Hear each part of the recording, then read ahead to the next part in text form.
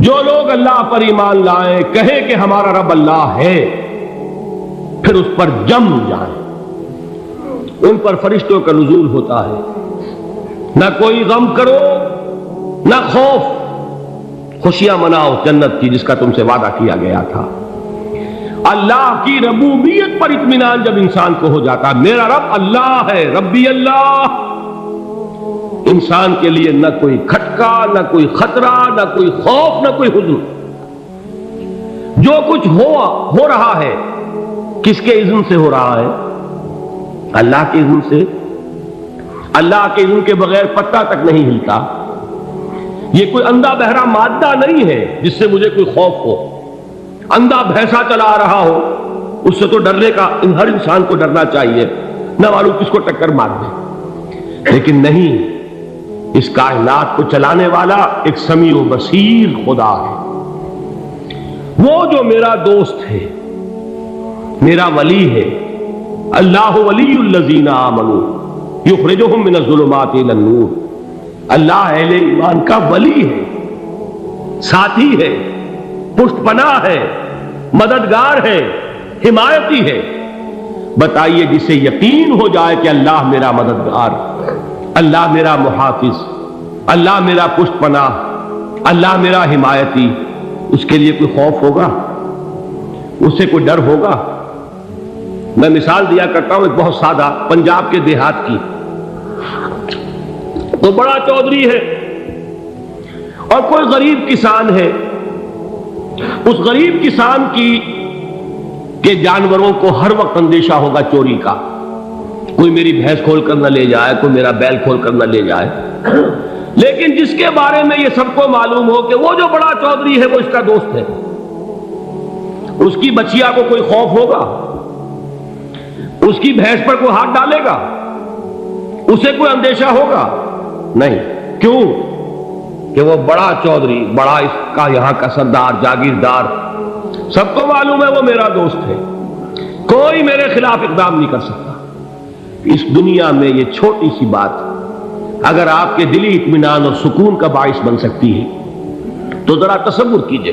میں لفظ تصور استعمال کروں گا صرف اس لیے کہ اس کا ہم جس کو کہتے ہیں ادراک اور شعور کر نہیں سکتے، اگر کے ساتھ کر سکتے۔ اگر یقین ہو کہ اللہ میرا مددگار اور یقین ہو کہ اللہ ہر آن میرے ساتھ ہے، پھر کوئی خوف؟ کس کا خوف؟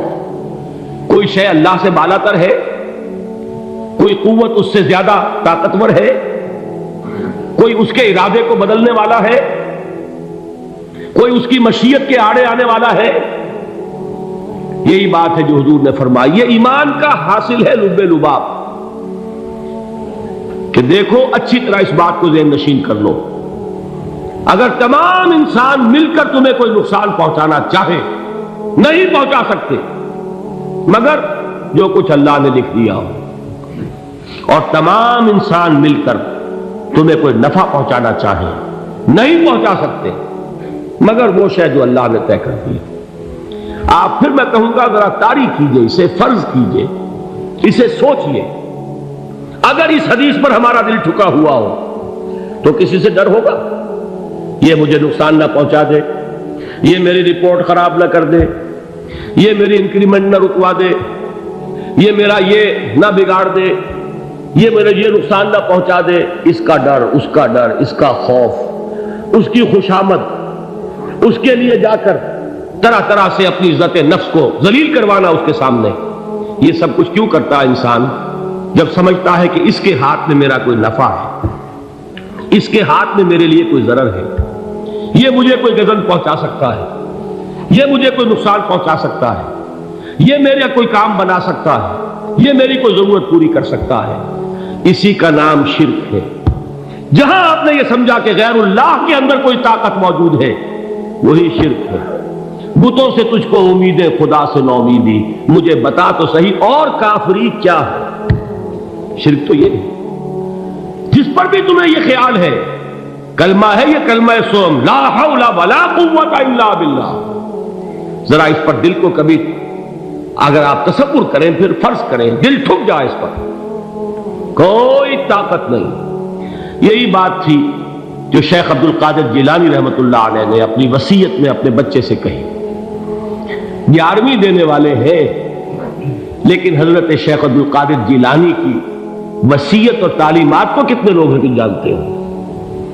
یہ جن مقامات تک پہنچے ہیں وہ کس چیز کی بدولت پہنچے؟ انہوں نے جو پیغام دیا وہ کیا تھا؟ اے میرے بچے، جس طریقے سے قرآن مجید میں حضرت لقمان کی نصیحتیں جو ہے نقل کر دی گئی ہیں، میں یہ عرض کروں گا بالفرض اگر قرآن حضرت عبد القادر جیلانی کے بعد نازل ہوا ہوتا تو شیخ عبد القادر کی یہ نصیحتیں بھی قرآن میں درج ہوتی. اتنی اونچی نصیحتیں ہیں. اے میرے بچے، اس حقیقت کو ذہن نشین کر لے، لا فاعل فی الحقیقت ولا مؤثر الا اللہ. اس کائنات میں نہ کوئی فاعل حقیقی ہے نہ مؤثر حقیقی ہے سوائے اللہ. کسی شے میں کوئی تاثیر نہیں اگر اللہ نہ چاہے. آگ جلا نہیں سکتی اگر اللہ نہ چاہے. پانی ڈبو نہیں سکتا اگر اللہ نہ چاہے. زہر ہلاک نہیں کر سکتا اگر اللہ نہ چاہے. کوئی چیز فائدہ نہیں پہنچا سکتی اگر اللہ نہ چاہے. تو در در پہ کیوں سر جھکاتے ہو؟ در در پر کیوں جبیں سائی کرتے ہو؟ سب کے سامنے کیوں ہاتھ پھیلاتے ہو؟ ایک اللہ سے مانگو. ایک اللہ کے سامنے زمین پر اپنی جبین رکھو. لا فاعل فی الحقیقت ولا مؤثر الا اللہ. نظر آتا ہے ہمیں کہ پانی پیاس بجھا دیتا ہے. پیاس بجھانے کی صلاحیت پانی میں نہیں ہے، اللہ کے اذن سے. کھانا بھوک مٹا دیتا ہے. بھوک مٹانے کی صلاحیت کھانے میں نہیں ہے، اذن رب میں. دیکھیے یہی یقین تھا. حضرت موسیٰ علیہ السلام کا واقعہ یاد کیجئے. سامنے سمندر آ گیا ہے. قوم دیکھتی ہے پیچھے کہ گرد و غبار کا طوفان. معلوم ہوا کہ فرعون اپنے لشکر سمیت آ گیا. لشکر جب چلتا تھا تیز رفتاری کے ساتھ تو گرد و غبار کا جو طوفان اٹھتا تھا اس کا تصور کیجیے. اور لمحہ بلمحہ وہ قریب آ رہا ہے. پوری قوم نے کیا کہا؟ اے موسیٰ انا لمدرکون. اے موسیٰ ہم کو پکڑے گئے. قرآن مجید نے تو یہاں وہ باتیں نہیں لکھی ہیں، لیکن تورات میں یہ درج ہے کہ بنی اسرائیل جھگڑنے لگے، دست و گریبان ہو گئے موسیٰ کے ساتھ. موسیٰ نے یہاں مروایا لا کر، اس سے تو ہم ہی بہتر تھے.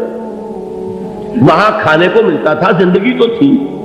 بیگار ہم کر رہے تھے، موت تو نہیں تھی.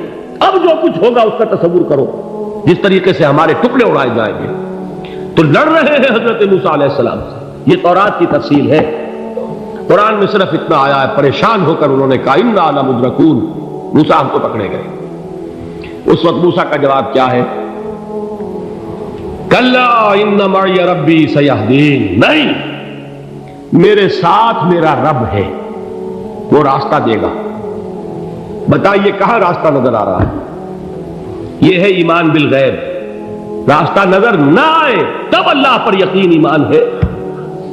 جیب میں پیسے ہوں اور تب دل کو اطمینان ہے تو ایمان کس پر ہوا؟ پیسے پر، اللہ پر نہیں. جب وسائل و ذرائع نہ ہو اور پھر یقین ہو کہ اللہ مسبب الاسباب ہے، وہ اسباب کا پابند نہیں ہے، وہ اسباب کا محتاج نہیں ہے، اسباب اس کے محتاج ہے. اگر یہ یقین ہے تو اللہ پر ایمان ہے.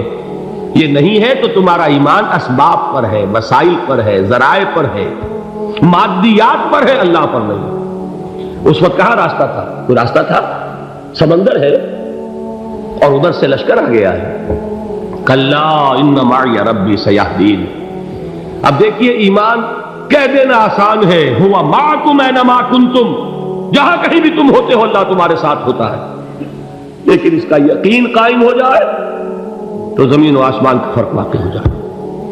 یہی بات ہوئی حضور کے ساتھ.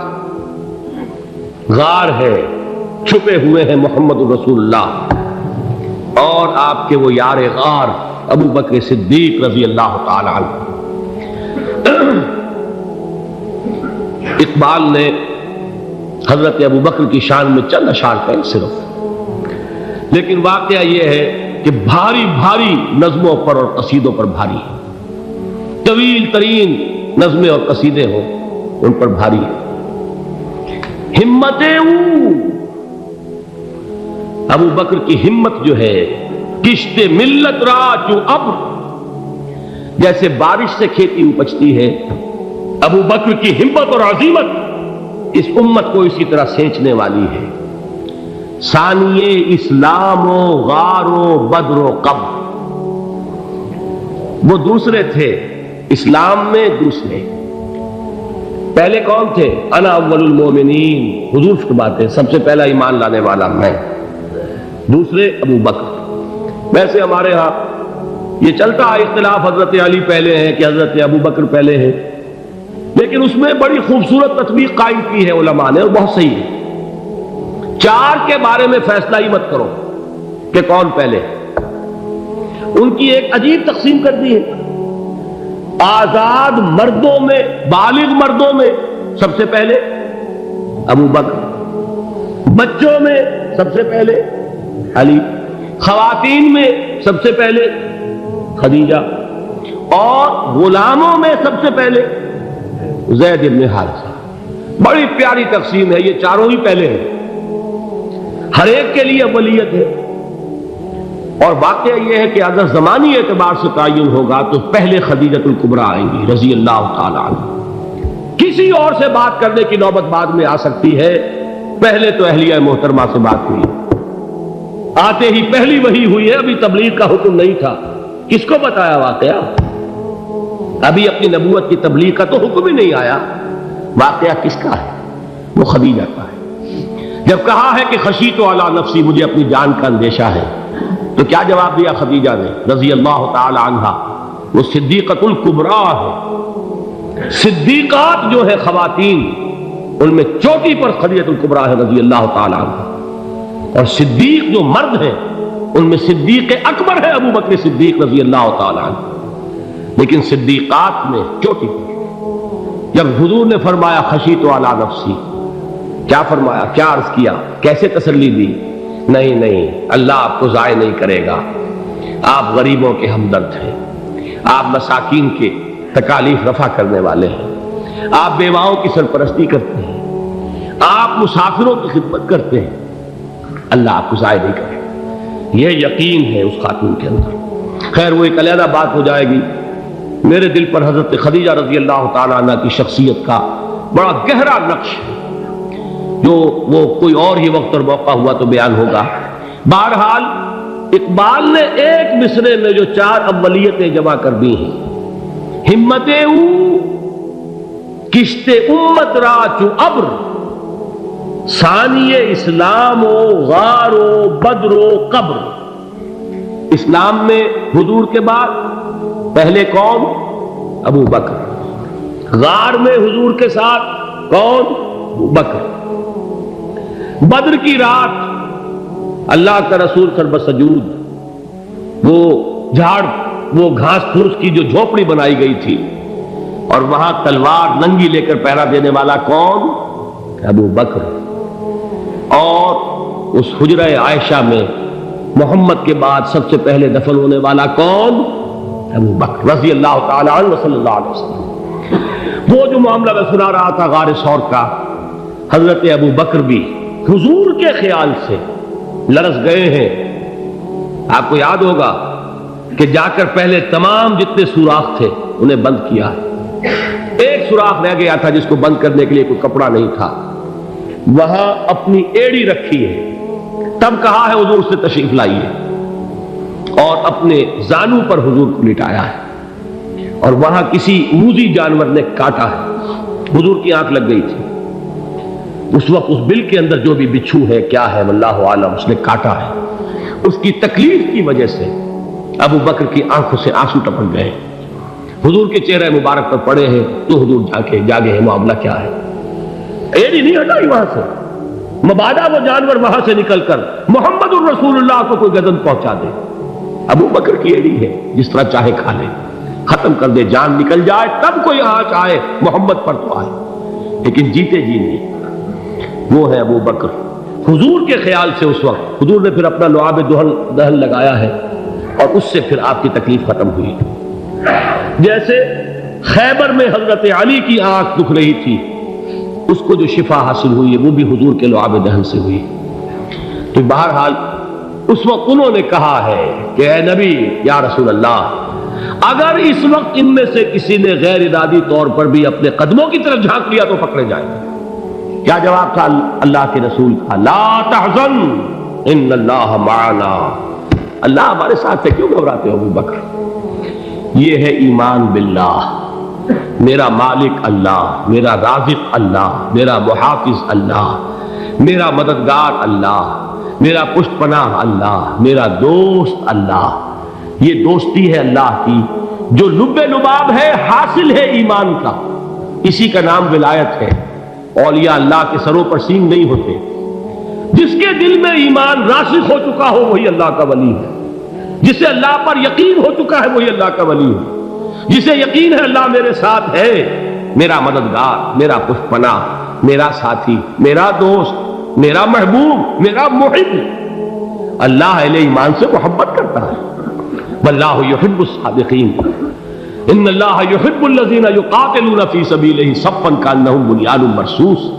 اللہ محبت کرنے والا، اہل ایمان محبوب، اور اہل ایمان محبت کرنے والے اللہ محبوب۔ والذین آمنوا اشد حبا للہ۔ آپ تصور کیجئے جسے یہ رشتہ ایمان یا رشتہ ولایت حاصل ہو جائے، الا ان اولیاء اللہ لا خوف علیہم ولا هم یحزنون، آگاہ ہو جاؤ اللہ کے دوستوں کے لیے نہ کوئی خوف ہے نہ کوئی حزن ہے۔